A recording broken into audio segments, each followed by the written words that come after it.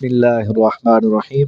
ناظرین کرام، آج ہم آپ کو ایک ایسی غلطی کی طرف نشاندہی کریں گے کہ جس کی وجہ سے اکثر لوگ نماز ضائع کر بیٹھتے ہیں، بالخصوص جماعت کے ساتھ نماز پڑھنے کے حوالہ سے یہ بات ہے، ذرا ذہن نشین کر لیں۔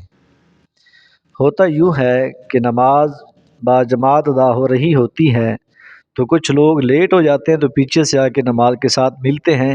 اس کی جو اہم صورت ہے جس کی وجہ سے نماز ہم ضائع کر بیٹھتے ہیں وہ یہ ہے کہ امام صاحب جب رکوع میں ہوتے ہیں تب ہم یہ غلطی کرتے ہیں۔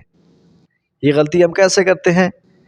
یہ بات یوں ہے کہ امام صاحب رکوع میں ہوتے ہیں، ہم لوگ پیچھے سے آتے ہیں، آ کے جماعت کے ساتھ کھڑے ہوتے ہیں اور ہماری کوشش ہوتی ہے کہ ہماری یہ رکعت ضائع نہ ہو، ہم امام صاحب کے ساتھ مل کے یہ رکعت پڑھ لیں۔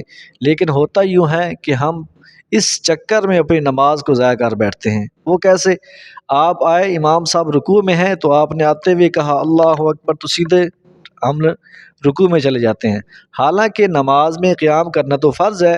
تو قیام کی صورت یوں ہوگی کہ جب آپ پیچھے سے آئیں تو آپ کے لیے ضروری یہ ہے کہ آپ کہیں اللہ اکبر، ہاتھ باندھیں سیدھے کھڑے ہو کے، پھر کہیں اللہ اکبر، یعنی کہ پہلی تکبیر تحریمہ ہوگی، اس کے بعد تقریباً ایک مرتبہ سبحان اللہ کہنے کی مقدار آپ نے رکنا ہے، سیدھا کھڑے ہونا ہے، پھر اس کے بعد دوسری تکبیر انتقال کہتے ہوئے رکوع میں جانا ہے۔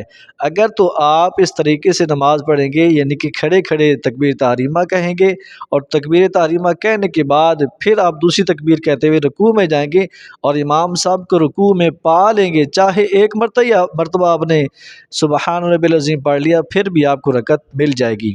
لیکن اگر ایسا ہوا کہ آپ نے، جیسا کہ میں نے پہلے بتایا کہ آپ نے کہتے ہوئے اللہ اکبر سیدھا چلے گئے تو آپ کا فرض پورا نہیں ہو گیا۔ جب آپ نے فرض ہی چھوڑ دیا تو پھر آپ کی نماز شروع ہی نہیں ہوئی۔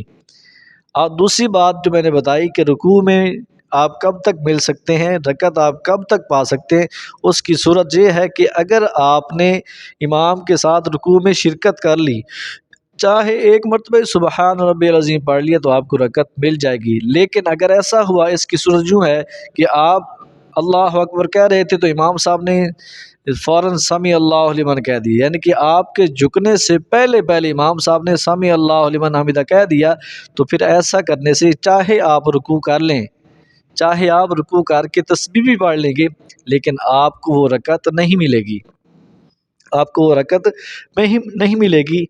تو یہ بات ذہن نشین کریں کہ جب تک آپ امام صاحب کو رکوع میں پائیں گے تب تک آپ کو رکعت ملے گی۔ اگر رکوع سے امام صاحب نے سر اٹھا لیا تو پھر آپ کی رکعت ختم ہو جائے گی۔ لہٰذا اس بات کا خیال رکھیں کہ جب مسجد میں آئیں تو اطمینان کے ساتھ آئیں۔ دیکھیں اس کا بدل ہے، آپ کی رکعت رہ جاتی ہے تو آپ بعد میں پڑھ سکتے ہیں، لیکن جلدی کریں گے تو اس کے بعد آپ کی جو نماز ہے یہ ضائع ہونے کا خطرہ ہے۔